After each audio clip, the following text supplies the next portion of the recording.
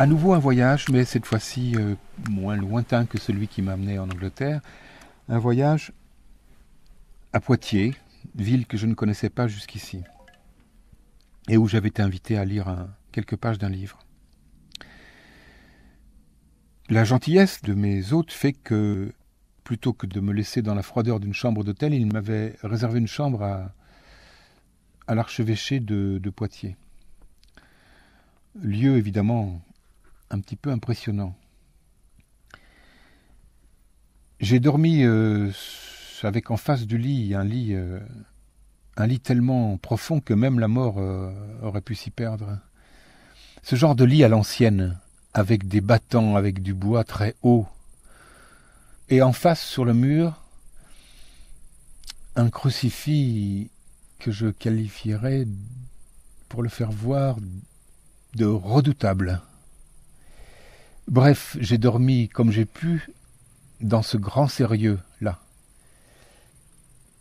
Ce qui m'est arrivé, parce qu'il arrive toujours quelque chose dans cette vie. Chaque jour, il arrive quelque chose. Ce qui m'est arrivé non pas dans le sommeil, non pas la veille, mais le matin, au petit déjeuner.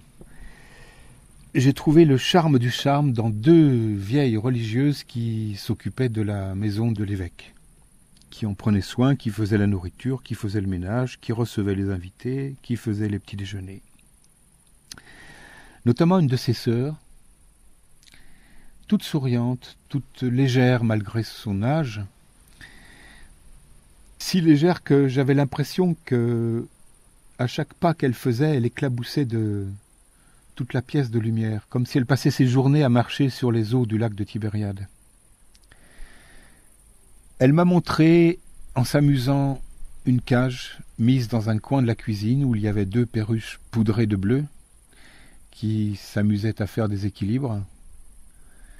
Elle m'a parlé avec attendrissement d'un merle qui agaçait un petit peu l'évêque et qui venait parfois dérober de la nourriture dans une cour intérieure.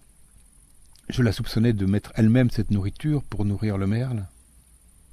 Et puis elle m'a conduit dans une pièce au mur nu, avec une longue table, et sur la table, à côté d'un bol de petit déjeuner, juste un gros bouquet de muguet. Je n'avais jamais vu un muguet aussi opulent, avec des clochettes aussi carillonnantes, aussi blanches et aussi grosses. C'est très curieux dans cette vie.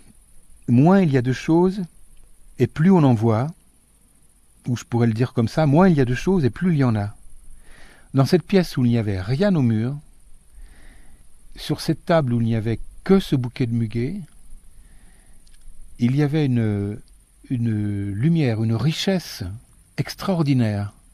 Elle venait de cette fleur, de ces brins de muguet, qui transformaient tout l'espace en le parfumant et en l'envahissant en une suite royale. Précisément parce qu'il n'y avait rien, il y avait la noblesse même de la vie, et la grande, la très grande, l'inimitable simplicité de la vie. La religieuse, je l'ai interrogée un petit peu après, elle faisait partie d'un ordre qui s'appelle les Filles de la Vierge. C'est un monastère qui n'est pas très loin de Poitiers, et deux des sœurs étaient détachées de cet ordre pour s'occuper de travaux ménagers à l'évêché. Elle a continué à parler, j'ai continué à l'écouter, et je suis parti avec le ravissement de cette rencontre. C'est quelque chose que je savais déjà, mais je suis à chaque fois heureux et ébloui de la réapprendre, cette chose. Cette chose, c'est que plus on est simple, et personne n'était plus simple que cette femme que j'ai vue, et qui me parlait, et qui faisait tout avec soin, avec attention, plus on est simple, et plus on a de chance d'ouvrir un placard au fond du ciel et de faire tomber sur notre tête, comblée, toute une vaisselle angélique.